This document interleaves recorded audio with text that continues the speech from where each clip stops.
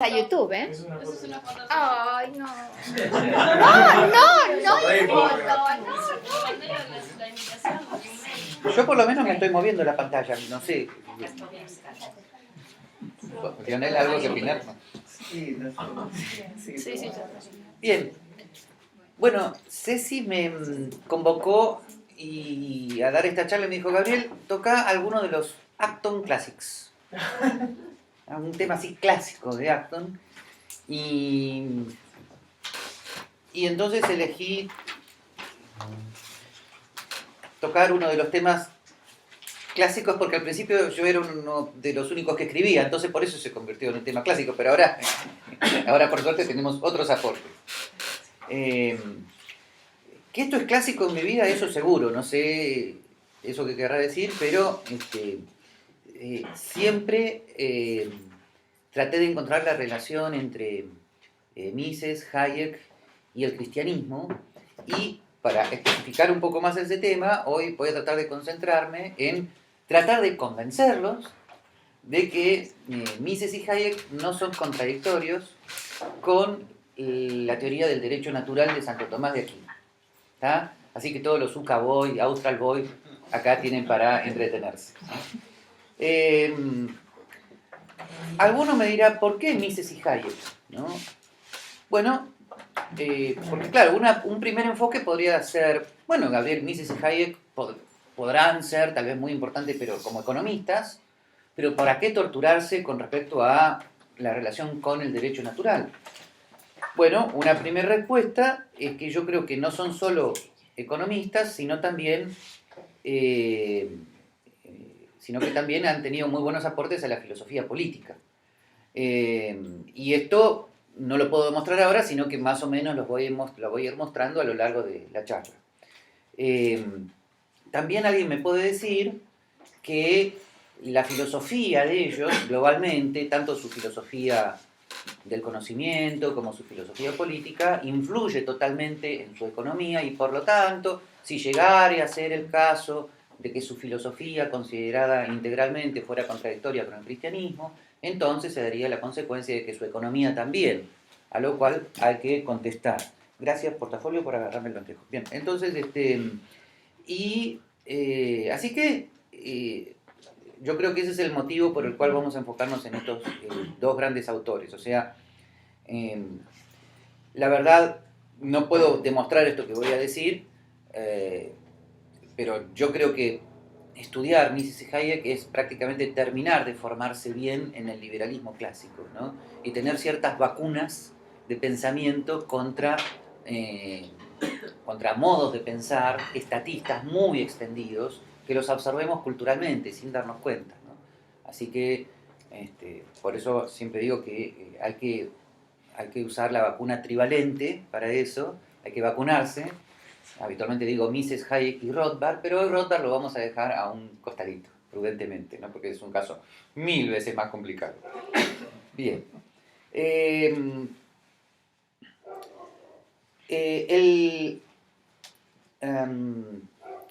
Cuando digo Mises y Hayek, a su vez, ¿a qué dos temas nos vamos a referir?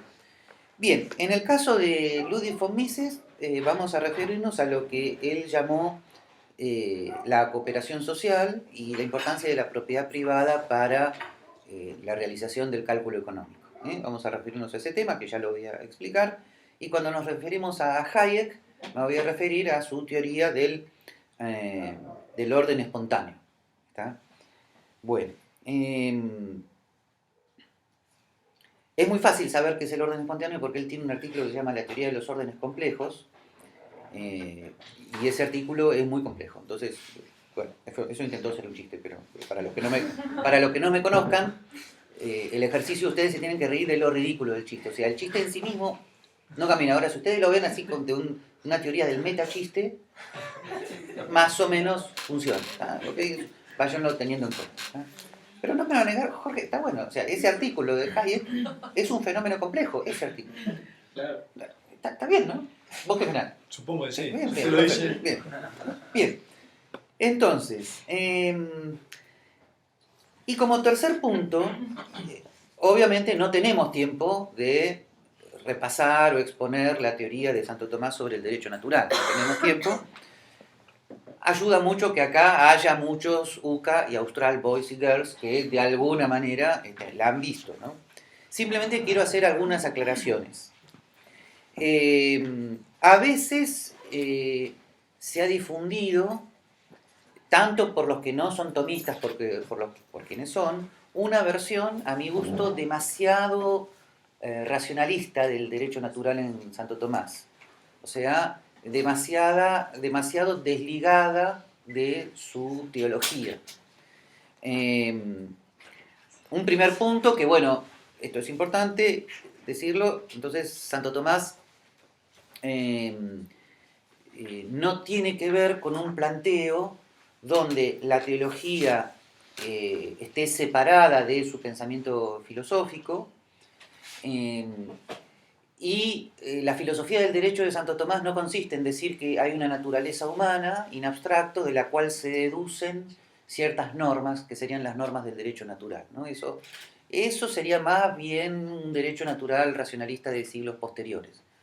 En Santo Tomás, su filosofía del derecho natural está íntimamente ligada a su teoría de la ley natural, que no es una serie de normas, sino que es una serie de virtudes. Y esto, a su vez, está entroncado con una famosa definición de ley natural, que él dice que la ley natural es la participación de la razón humana en la ley divina, ¿no? Bueno, ustedes me van a decir, bueno, eso se ha discutido mucho, o qué quiere decir, pero por lo menos nos podemos dar cuenta que en Santo Tomás el eje central de lo que él considera ley natural está dentro de un contexto teológico. Él habla como teólogo, como fraile dominico. Él sabe que Dios ha creado un mundo ordenado, que ese orden se extiende a la misma naturaleza humana.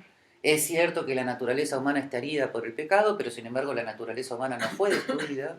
Por lo tanto hay un orden que corresponde a esa naturaleza humana, que se extiende, cuyas alas son las virtudes, pero ese orden está creado tal por Dios. Eso es una insistencia permanente de la filosofía de Santo Tomás, y por eso, utilizando una palabra típica de su filosofía, él dice que nosotros, al poder captar con nuestra inteligencia los primeros principios de esa ley natural, estamos participando, ¿no?, en la mente de Dios, que sería como el creador de la ley natural, ¿no? Fíjense, no es una ley natural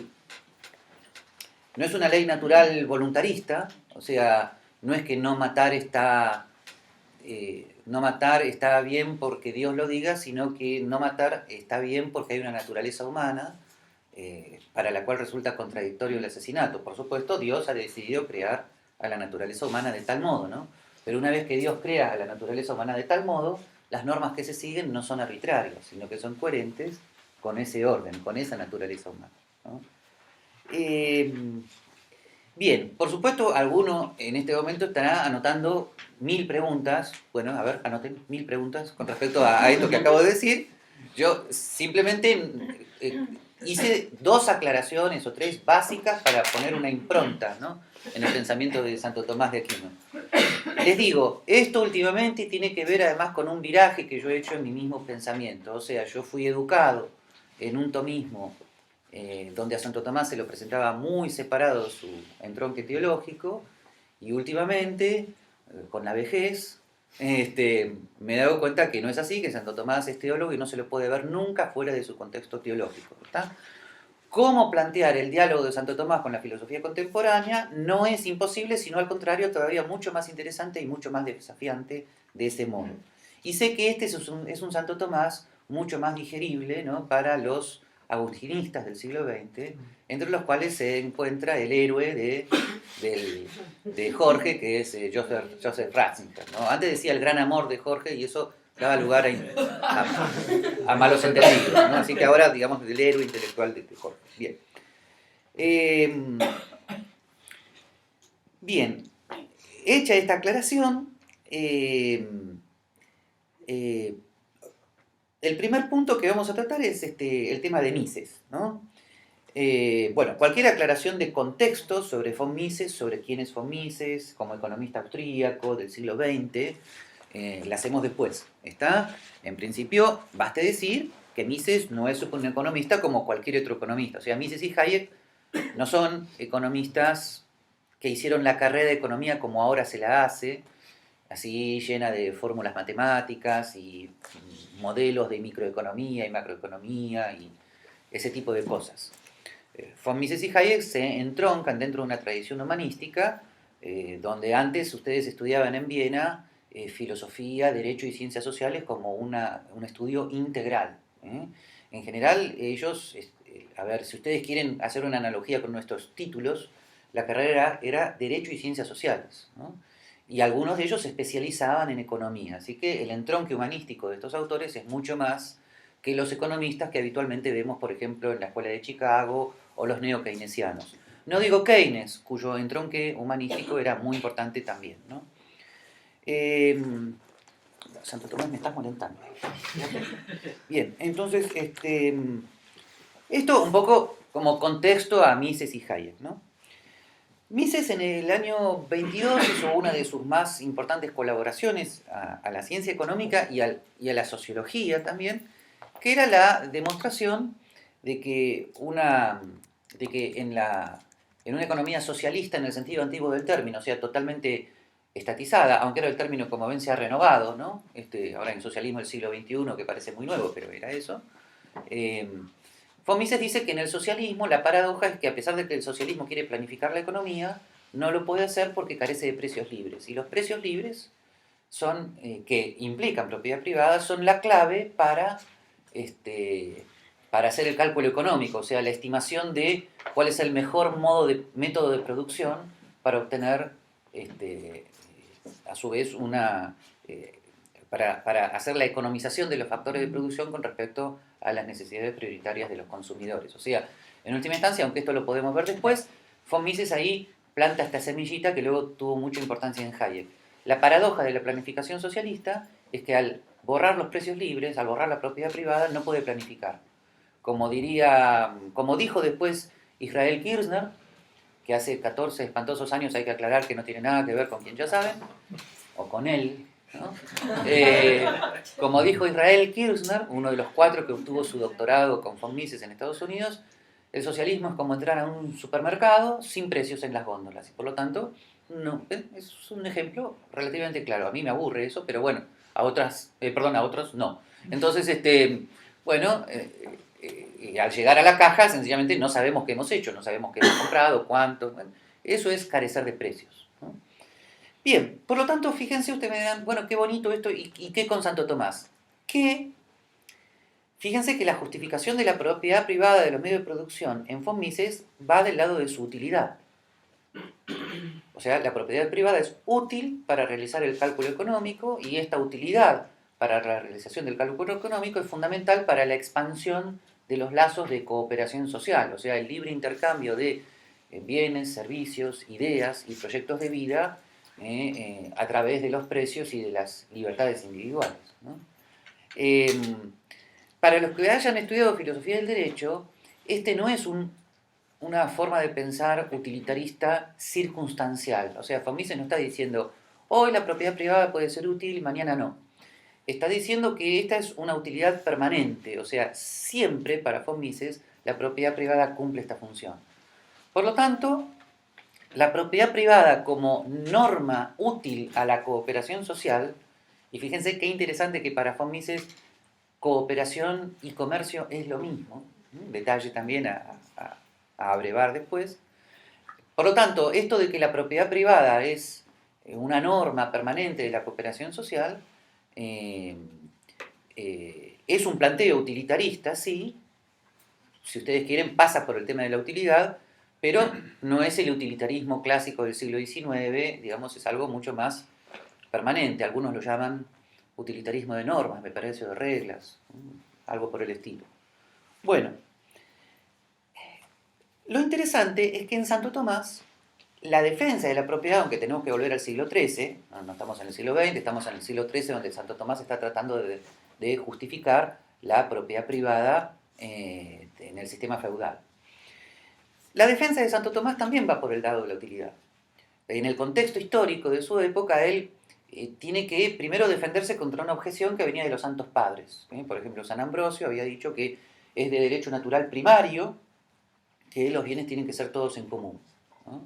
Incluso de ahí venía una expresión de San Ambrosio que luego fue utilizada, o sigue siendo utilizada por algunos que quieren deducir el socialismo del cristianismo, ¿no? Que San Ambrosio decía, lo que tú le das al pobre le pertenece, se lo estás devolviendo.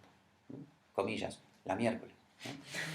Bien, eso dicho en el siglo III más o menos después de Cristo.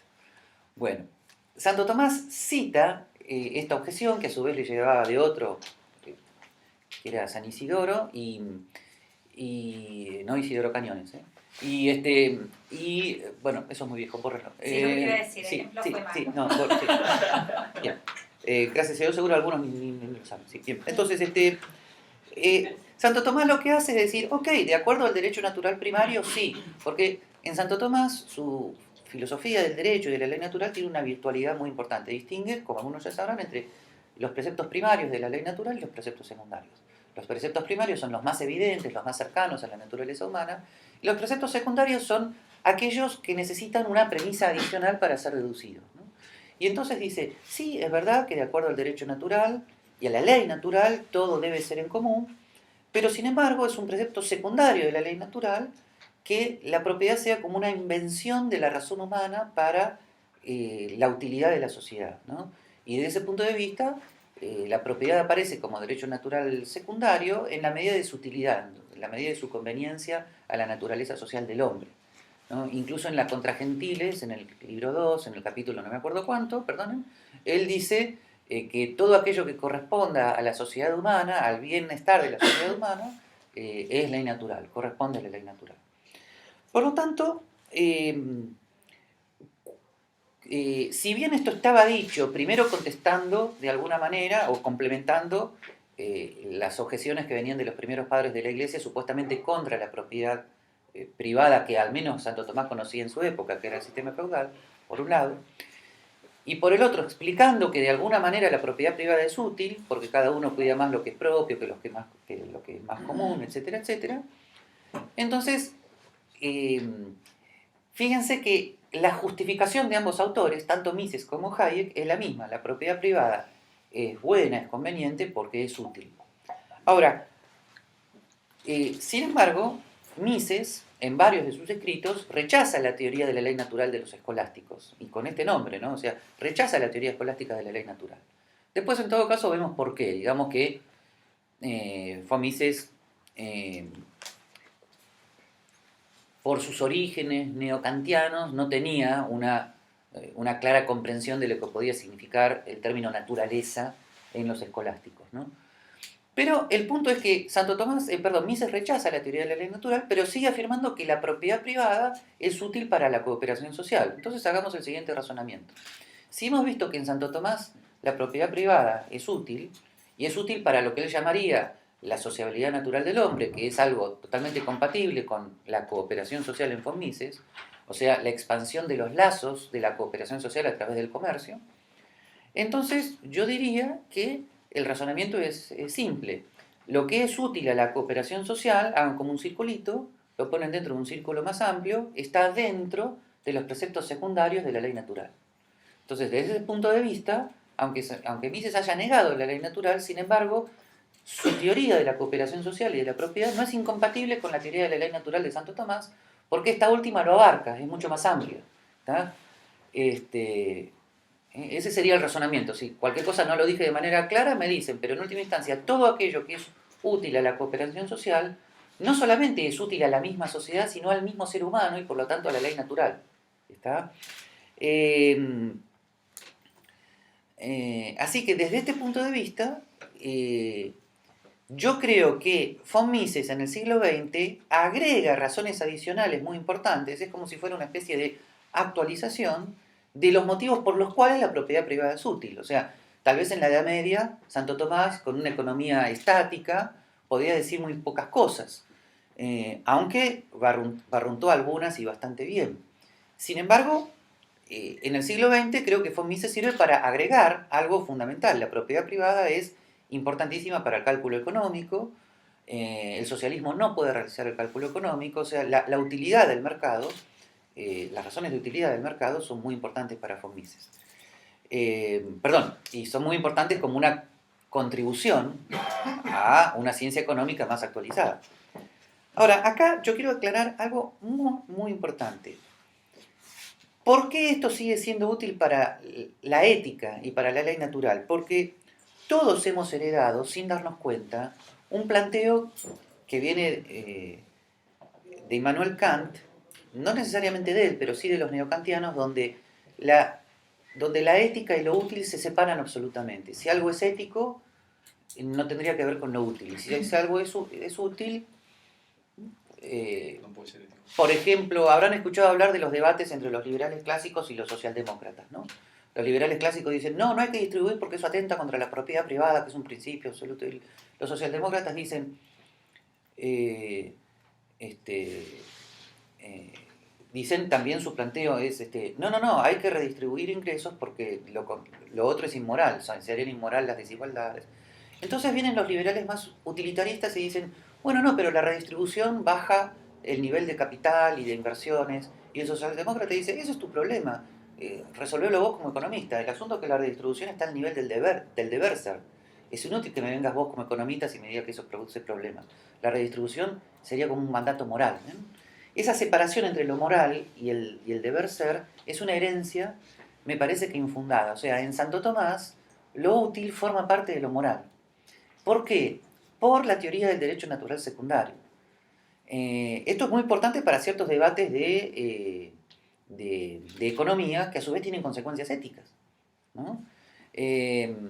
Permítanme darles un ejemplo. ¿Qué quiere decir precepto secundario, ¿no?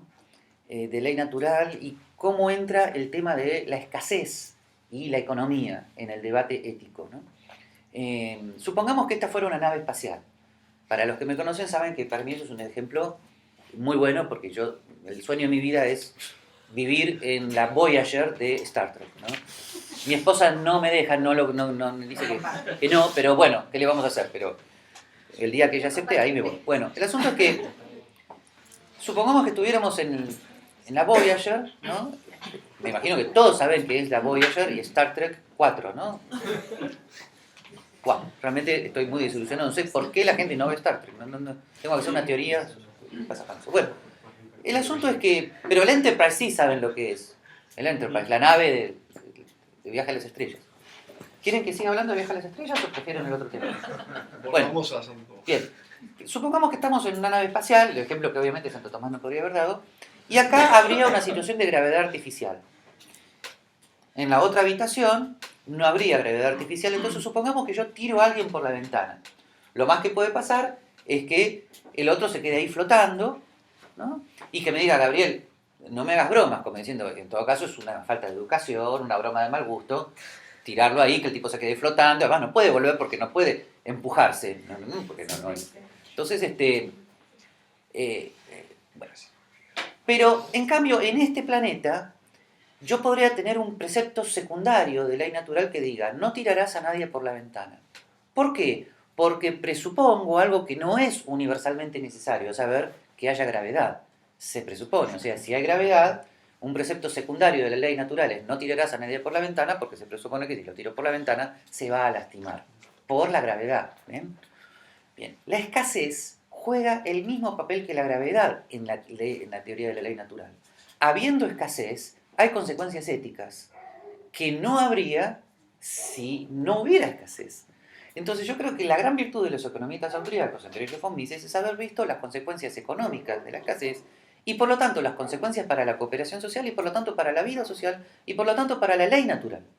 Entonces yo podría decir que atenta contra la ley natural, supongamos, que atentaría contra un precepto secundario de la ley natural o que no sería del todo ético fijar precios, si yo sé que fijar precios va a causar un desabastecimiento terrible. ¿Ven? No es solamente un tema económico, sino que si yo tengo el conocimiento del daño que voy a hacer, es un tema ético también. ¿Ven? Entonces, el tema de la escasez y relacionar permanentemente el tema de la escasez con los razonamientos morales es algo de lo cual nos hemos olvidado, pero es muy, muy importante. Otro ejemplo más realista es, ¿por qué, por ejemplo, no hay racionamiento de las cosas que están servidas en este momento? Porque se supone que de aquí hasta las 9 va a alcanzar. ¿Está? Es una ilusoria sensación de superabundancia de chocolatitos y etcétera. Pero supongamos, y eso también hay muchas películas de ciencia ficción, que sucede un desastre, que vienen los extraterrestres, o los ¿cómo son los tipos estos, los muertos que... Zombies. Los zombies, yo no sé qué obsesión hay con los zombies, ¿no? Pero bueno, estoy harto de las películas de zombies. Bueno, supongamos que vienen los zombies, entonces nos tenemos que quedar todos acá, ¿no? Por una semana, ¿no? Por 2 semanas, ¿no? Supongamos que nos tenemos que quedar acá 2, 3 semanas, 3 meses, todos acá, ¿no? Bueno, va a haber escasez, ¿no? No vamos a quedar sin agua, va a venir racionamiento. ¿Y sería ético que hubiera racionamiento? Razonamiento también a veces. Bueno, ¿sería ético que hubiera racionamiento? Claro que sí. ¿Por qué? Por la escasez. En cambio ahora no sería ético. ¿Por qué? Porque se supone que sería un acto de mala educación que si dijera un chocolatito para cada uno y después de una hora otro chocolatito.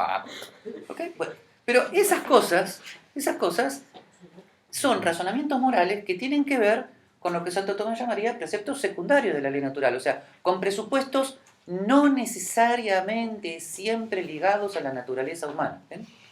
Eso es un poco más abstracto, pero lo que quiere decir es eso, no necesariamente ligados a la naturaleza humana. Ya está, eso es lo que quiere decir. Bueno, bien. Sí. Me voy, disculpen, Go. chicos. Vos porque estás asustada de quedarte acá durante 3 meses. Sí, me preocupó. Sí, claro. Hasta Bien. luego. Nos vemos. Muchas Gracias, gracias, Gabriel. gracias. Adiós. Chao. Bueno, así que, bien, estos son los motivos por los cuales la mayor parte de las cosas que von Mises dice de economía, en la medida que estemos de acuerdo con ellas en cuanto a su correcta descripción de cómo funciona el mercado, son compatibles con la ley natural, porque la escasez, la cooperación social, la propiedad privada no solo son temas de economía, sino que también son temas que se enmarcan en los preceptos secundarios de la ley natural, ¿no? Ustedes van a decir, pero eso no lo dicen ni Mises ni Santo Tomás. No, claro, bueno, ese es mi trabajo, entonces eso lo digo yo. ¿Ok? Ese es el punto, hacer dialogar a los autores de horizontes diferentes, de mundos diferentes, ¿ok? Pero hay que hacerlos dialogar, o de lo contrario sería un gran daño, como lo sigue siendo para la mayor parte de la humanidad, que los católicos desprecien a von Mises y que los que estudian von Mises desprecien al catolicismo, porque lo único que se va a lograr con eso es más pobreza y más miseria. ¿Está? Porque se retrasa cada vez más la realización de políticas que sean convenientes al bien común, ¿no? Bien, vamos a Hayek, ¿no? En Hayek hay algo similar. Hayek, que era más o menos 20 años más joven que von Mises, había nacido en 1899 y Hayek dice que él pasó a ser partidario en Viena, ¿no? Pasó a ser partidario de la economía de mercado cuando lo conoció a von Mises en los seminarios privados que daba von Mises todos los jueves a las 7:30 de la tarde, e incluso los Mises fans ya tienen anotado dónde era el lugar y hasta las canciones que se cantaban después de tomar el café. Sí, es así, en serio, ¿no? Es increíble. Pero bueno, el asunto es que ahí Hayek queda impactado por la demostración de von Mises de la imposibilidad de cálculo económico para el socialismo, ¿no? Y eso produce claro, como estas personas tenían formación humanística, no era un tema de lo que ahora llamaríamos de economía. Eso le produce un cambio de concepción del mundo a Hayek, ¿no?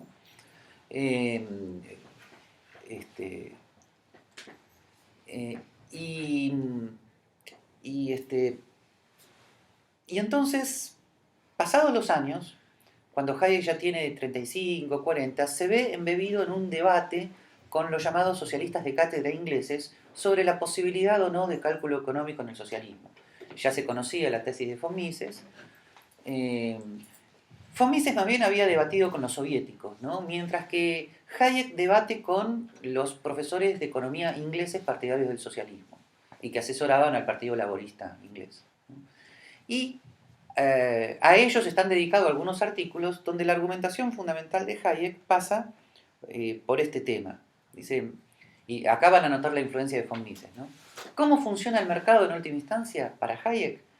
Hayek dice que el mercado libre tiene básicamente tres condiciones.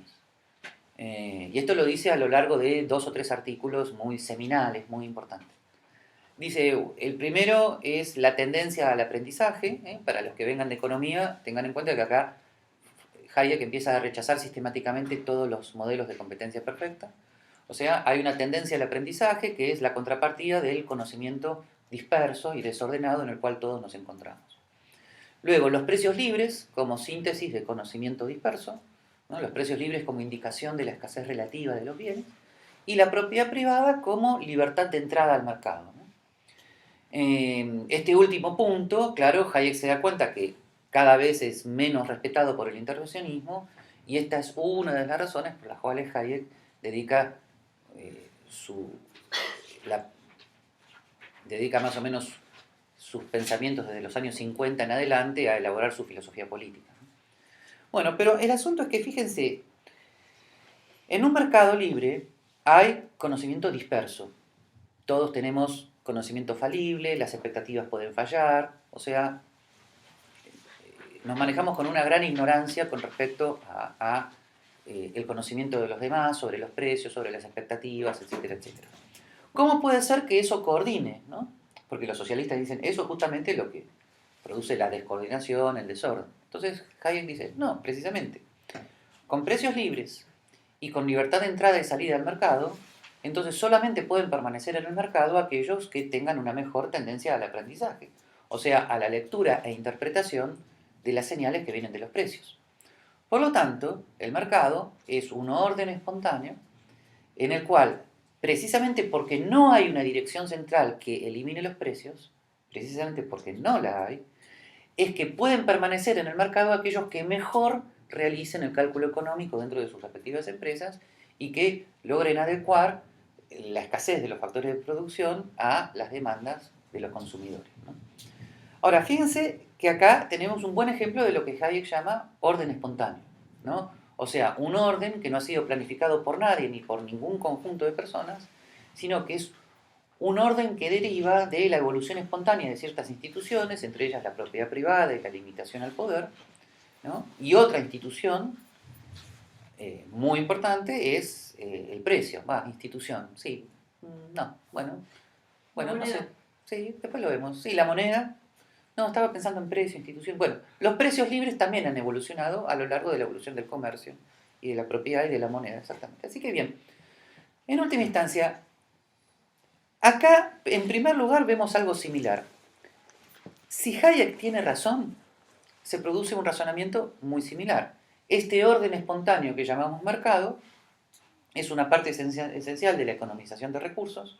La economización de recursos es algo esencial para el bien común es parte esencial de aquello que es conveniente para la sociabilidad humana y por lo tanto para la naturaleza humana y por lo tanto, de vuelta, acá tenemos un motivo adicional por el cual la propiedad privada es útil y por lo tanto la propiedad privada en términos tomistas es parte del derecho natural secundario, ¿no?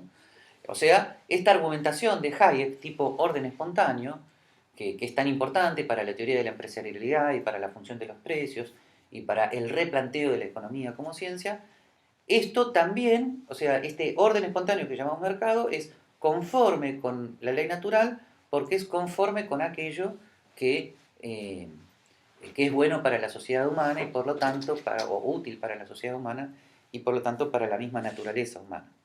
Presuponiendo, claro, que el hombre sea naturalmente social, ¿no? Tema por el cual Santo Tomás da una argumentación así muy parecida a la de división del trabajo, ¿no? Es muy, muy interesante. Pero esto tiene otros problemas. Habitualmente los que critican a Hayek por el tema del derecho natural dicen lo que ocurre es que Hayek mismo tiene una posición ambivalente con respecto al tema del derecho natural y esto es verdad. En algunos escritos Hayek elogia mucho la teoría de la ley natural de los escolásticos porque Hayek estaba muy impactado por el conocimiento que los escolásticos españoles tenían sobre temas económicos. Hayek es uno de los primeros que en el siglo XX rescata lo que se llama los fundamentos escolásticos de la economía de mercado.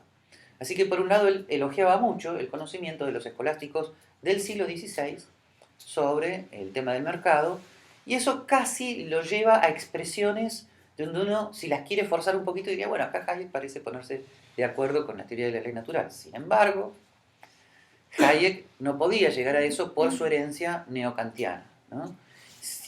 Si quieren, después profundizamos qué quiere decir esta herencia neocantiana, ¿no? Nada que ver con Neo, el de la película, Just in case, ¿ok? Bien, en principio, ¿no? Puede ser que yo en este momento me acuerde más de la película que de Kant, les cuento, pero voy a tratar de portarme bien. Si quieren hablamos después de Matrix. ¿Quieren que hablemos de Matrix? ¿No? Bien, ok. Entonces, ¿qué ocurre? Hayek tiene un libro, iba a decir que claro, sí, tiene en uno de sus libros, Derecho, Legislación y Libertad, en el tomo 3, él tiene una expresión al final del libro, ¿no? Él tiene una expresión muy dura, dice, mi teoría, ni mi filosofía del derecho, basada en el orden espontáneo, porque les interesará saber que cuando él lleva la teoría del orden espontáneo al campo jurídico, termina en el tema de la evolución del common law británico, ¿no? Entonces él dice, mi filosofía del derecho es tan distante del positivismo jurídico, ¿no?, como de la teoría de la ley natural. ¿Por qué? Porque él identifica la ley natural solamente con un esquema en el cual un ser omnisciente, Dios, ha creado una serie de normas que nosotros los seres humanos tenemos que seguir. Y eso a Hayek le parece contrario al orden espontáneo. En términos hayekianos le parece muy constructivista. En términos más habituales, la teoría de la ley natural basada en un Dios que ordena le parece muy autoritaria, ¿no? Y eso es contrario a lo que él está diciendo de orden espontáneo. Bueno, ¿qué contestamos a esto? Bueno, en primer lugar, sí, es verdad que Hayek dice eso, es verdad que por lo tanto Hayek no estaba de acuerdo, sobre todo en sus últimas obras, con la teoría escolástica del derecho natural. Listo. Pero esto no quiere decir que necesariamente la idea de orden espontáneo en sí misma sea contradictoria con el derecho natural. ¿Está? ¿Por qué? No solamente por lo que acabo de decir antes sobre la utilidad del mercado con respecto a la ley natural, sino por varios motivos. Uno, y acá no sé los abogados qué me querrán decir, la teoría de un common law británico evolutivo, ¿no? La teoría de un common law evolutivo, a mí me parece que es más conforme con la filosofía del derecho de Santo Tomás que con la teoría de la codificación francesa, ¿no? ¿Qué quiere decir? A mí me parece que la filosofía del derecho de Santo Tomás, al hablar permanentemente de cómo van, y esta es una palabra que él utiliza, cuáles son las circunstancias históricas que intervienen en la interacción de los preceptos secundarios y primarios de la ley natural, cómo hay una interacción permanente entre ley humana, ley natural, la tolerancia que la ley humana tiene que tener de ciertos principios que la ley natural no toleraría, cómo en eso influyen usos y costumbres. O sea, Santo Tomás tiene una visión más elástica de la ley natural y por lo tanto del derecho natural, que es mucho más compatible con el common law británico, que Hayek elogia, que con una teoría del derecho como códigos redactados por una sola persona de una manera, si se quiere, racionalista, ¿no? Pero hay un motivo mucho más de fondo. El motivo más de fondo es que los tomistas que están en contra de Hayek dicen, Hayek niega que haya una causa final en el orden espontáneo, y tienen razón. Hayek dice que el orden espontáneo no tiene objetivos, no tiene fines. ¿Por qué? Porque para Hayek, que algo tenga fines corresponde a una cosa diseñada por el ser humano, ¿no? Por ejemplo, viene el arquitecto, hace esto y primero dibuja y según eso hace la casa. Entonces Hayek dice, aquello que es espontáneo no puede tener ese tipo de direccionalidad, ese tipo de objetivos racionalmente planteados. Bien. Pero en Santo Tomás de Aquino la causa final es espontánea. La causa final no deriva solamente del arquitecto que hace su estatua, sino que todos los procesos naturales tienen un orden, y el orden es en función del fin, al cual los elementos de ese orden se dirigen. ¿Quién es el autor de ese orden natural que tiene un fin natural? Obviamente Dios, pero no de manera voluntarista, sino de manera conforme a la naturaleza de las cosas. O sea, aunque ahora nos dé mucha lástima, ¿por qué las gaviotas se comen a las tortuguitas marinas chiquititas antes de llegar al océano?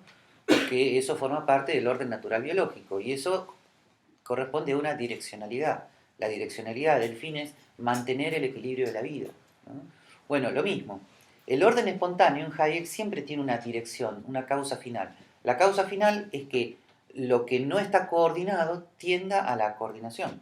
O sea, si yo digo que el mercado implica que agentes dispersos, como somos nosotros, tiendan espontáneamente a una mayor coordinación, que ese es el eje central de la teoría económica de Hayek, la coordinación entre los agentes del mercado, esa es la causa final del mercado en términos tomistas.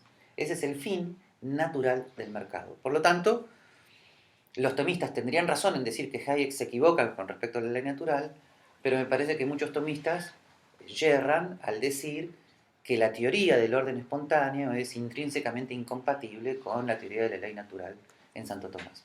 Ustedes dirán, Gabriel, esto es demasiado abstracto, ¿tiene importancia? Sí, tiene importancia en la medida que muchos tomistas están todo el tiempo enseñando en todas las universidades del mundo, en las pocas en las que enseñan, claro, ¿no?, que Hayek es contradictorio al cristianismo, no solamente por una cuestión ideológica, porque lo odian porque es libre mercado y eso es malo y feo y todo eso, ¿no?, sino que además ven los rasgos neocantianos de la filosofía de Hayek, le ponen un 2 en Santo Tomás y concluyen, ¿no? Eso es muy fácil, eso lo puede hacer cualquiera. Yo le tomo examen en Santo Tomás a la mayor parte de los autores contemporáneos y les pongo 2. Pero ese no es el correcto enfoque de lo que significa el diálogo de lo católico con el mundo contemporáneo. Se supone que tenemos que incorporar lo bueno. No es cuestión de ponerle 2 a cualquiera que se saque 2 en teoría del derecho natural, ¿no? Así que eso es un tema muy importante y por supuesto lo último sería, pero lo podemos dejar para el debate, toda la relación entre orden espontáneo, causa final y providencia.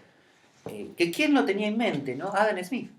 Adam Smith fue un filósofo, usted va a decir, sí, ya sé, no, pero lo que quiero decir es que era un filósofo escocés, sí, ya sé, me van a decir, lo que quiero decir es que Adam Smith, estaba totalmente de acuerdo en que el orden del mercado había sido creado por Dios, igual que Newton, era la misma época, igual que Newton estaba totalmente convencido de que el orden físico había sido creado por Dios, Adam Smith también estaba totalmente convencido de que las leyes económicas que él estaba descubriendo para la riqueza de las naciones habían sido establecidas así por Dios, ¿no? O sea, hay un buen antecedente de la relación entre los filósofos del orden social espontáneo y esta fundamentación religiosa del orden social espontáneo.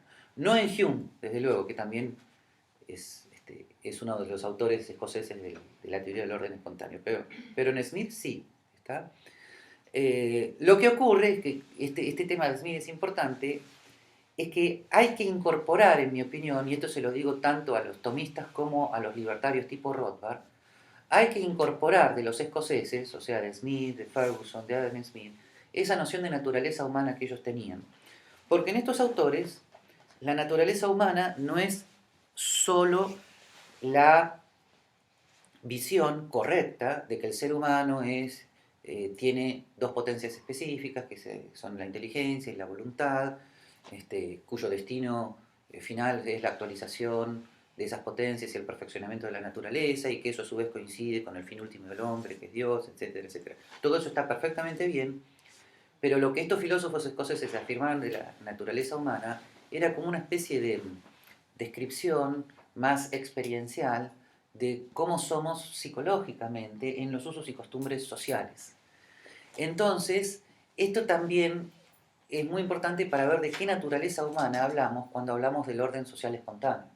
Hablamos de una naturaleza humana que no es habitualmente, fíjense, que no es ni ángel, o sea, no somos habitualmente santos, ni somos todos psicópatas, demonios, ¿no? Psicópatas asesinos, quiero decir, porque hay psicópatas más inocentes como yo, por ejemplo, ¿no? Bueno, entonces, pero me refiero a que no somos ni totalmente buenos ni totalmente malos, somos un mix. Y por eso es tan difícil de entender lo que Adam Smith quería decir por interés. El interés propio no es el famoso principio de maximización monetario de los neoclásicos. El interés es estar bien con el vecino, con la familia, tener lo suficiente como para proveer... sí, mejor tenerme los anteojos, no sé qué hacer con ellos. Entonces, si al final leo, no entiendo finalmente cómo es esto. Bueno, entonces, el interés propio es el interés de estar bien con la propia familia y con la vecindad, ¿no? No es el egoísta, avaro, que está mal con el vecino y con sus hijos y con su mujer, ni tampoco es el altruista total y completo, que son grandes héroes que la humanidad de vez en cuando necesita, o espero que Dios mande más, pero no somos habitualmente así. Y esto es muy importante porque es esa naturaleza humana la que genera los órdenes espontáneos del mercado. Es esa naturaleza humana la que sin necesidad de una pistola en la cabeza comercia naturalmente con el vecino por un interés común que no es egoísmo en el sentido del el error moral, ¿no?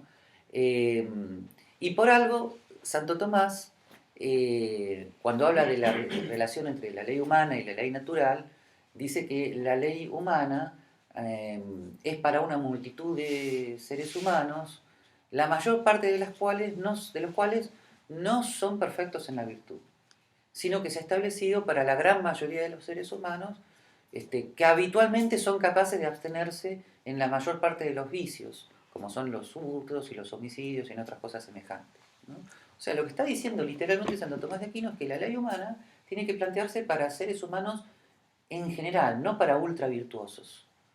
Ni tampoco la ley humana puede suponer seres humanos todos absolutamente malos, malos, malos, porque en ese caso sería totalmente caótico, ¿no? Estaríamos en una sociedad absolutamente jovesiana, ¿no? Algunos dirán, es así, bueno, ese es otro debate. Bien, esta noción de naturaleza humana que aparece levemente en Santo Tomás cuando él distingue entre ley humana y ley natural, fue muy analizada por los filósofos escoceses, y es esa noción de naturaleza humana la que tenemos que tener en cuenta también cuando hablamos de ley natural, ¿no? Bueno, bien, la conclusión general de esto es que, fíjense, o sea, ¿cómo enfoco yo el tema de estos autores en relación a la ley natural de Santo Tomás? El enfoque es que estos autores, ellos, en cuanto tales, hayan rechazado la teoría de la ley natural de Santo Tomás, es verdad, pero la rechazaron por su teoría del conocimiento. Sin embargo, lo que ellos dijeron acerca de el comercio, la evolución de la ley, la cooperación social, la propiedad privada, es compatible en sí mismo, ¿no? Todo eso que ellos dijeron es compatible en sí mismo con la teoría de la ley natural de Santo Tomás. A su vez, ¿qué importancia tiene esto? Bueno, y acá viene finalmente el Instituto Acton, ¿no? La importancia es que, a ver, al Instituto Acton le preocupa la pobreza y la miseria. Y la pobreza y la miseria se producen no por catástrofes naturales, sino por políticas económicas enseñadas y diseñadas por seres humanos. Muchos de ellos son católicos que están despotricando todo el día contra Mises y Hayek. Por lo tanto, nos cabe una gran responsabilidad intelectual, si queremos que haya menos pobres, convencer a nuestros colegas católicos de que por favor estudian y lean a Mises y Hayek, que no los van a morder y que no son autores que son absolutamente incompatibles con el eje central del cristianismo. ¿Ah? Que no es una herejía andarlos leyendo o estudiando. Eso es muy importante porque en la medida que estos autores se incorporen, y esto es un tema muy Acton, pero que es muy difícil de explicar ad extra, en la medida que estos autores se incorporen, va a haber menos pobres. O sea, estos autores no son los estudiados por la clase rica para la defensa de sus intereses de clase. Esa es la interpretación marxista de lo que nosotros hacemos. Somos los ricos que utilizamos de estos autores para defender la clase. Eso es lo que ellos piensan de nosotros. Nosotros lo que hacemos es promover el desarrollo, la salida de la miseria, la salida de la pobreza. Eso es lo que nosotros hacemos. Y lo hacemos con estos autores. ¿Está? Estos son nuestros autores de base. Por lo tanto, la conciliación de esto, la no contradicción de esto con nuestra visión cristiana del mundo es fundamental, ¿no? Y desde luego también acá hay algo que para muchos otros católicos sería muy conservador. Santo Tomás de Aquino para nosotros es un autor muy importante, ¿tá? O sea que acá hay una premisa adicional que posiblemente algún católico más de izquierda me la combatiría, ¿no? Gabriel, vos estás diciendo que estos autores son compatibles con Santo Tomás de Aquino y por lo tanto con el cristianismo, sí. Una vez que algo es compatible con Santo Tomás de Aquino, es compatible con el cristianismo. ¿Tá? Yo sé que muchos teólogos contemporáneos saltarían en este momento y en vez de enojarse con Mises y Hayek, se enojarían conmigo y con Santo Tomás. Pero, o sea, primero somos tomistas, después cristianos. no, eso es lo que quise decir, muy bueno, eso es lo que quise decir después. No, pero hay mucho de eso. Hay mucho. Bueno, ok, así que eso también es uno de los motivos por los cuales a veces la imagen pública del Instituto Acton es tan difícil de ver, porque por un lado, muchos nos ven como muy, muy conservadores porque insistimos con Santo Tomás, con Ratzinger, con ese tipo de autores que son considerados así. Y luego hablamos de Mises, que hay el libre mercado, y todo el mundo dice, ¿pero qué tiene que ver una cosa con la otra? Bueno, ya lo acabo de decir, es toda la charla. ¿Ok? Eso es lo que tiene que ver y además la importancia, o sea, tratamos de ser buenos católicos y al mismo tiempo tratamos de ser buenos economistas y la clave para eso son estos dos autores. ¿Tá? Desde luego hay otras vías. ¿Tá? Hay otras vías. Todas esas vías en el Instituto Acton están admisibles, están admitidas, o sea, lo que ocurre es que todo depende de las plumas que tengamos. Claro que hay otras vías. Están Wilhelm Röpke, están Ludwig Gerhard, hay otros autores. ¿Tá? Simplemente yo considero que y otros autores que en este momento me estoy olvidando, simplemente considero que Mises y Hayek tienen una solidez que finalmente la tienen que experimentar ustedes después de leerlos, ¿no? La solidez que dan estos dos autores en la propia formación, bueno, es una cosa que hay que experimentarla por uno mismo, ¿no? Bueno, me parece que tenemos tiempo para hablar, ¿eh? ¿No es verdad? Absolutamente. Se abre el tiempo de las preguntas, Así respuestas, que- comentarios, observaciones. O sea, miren que he dicho un sinfín de cosas, así que seguramente hay un sinfín de preguntas y de inquietudes y desacuerdos también.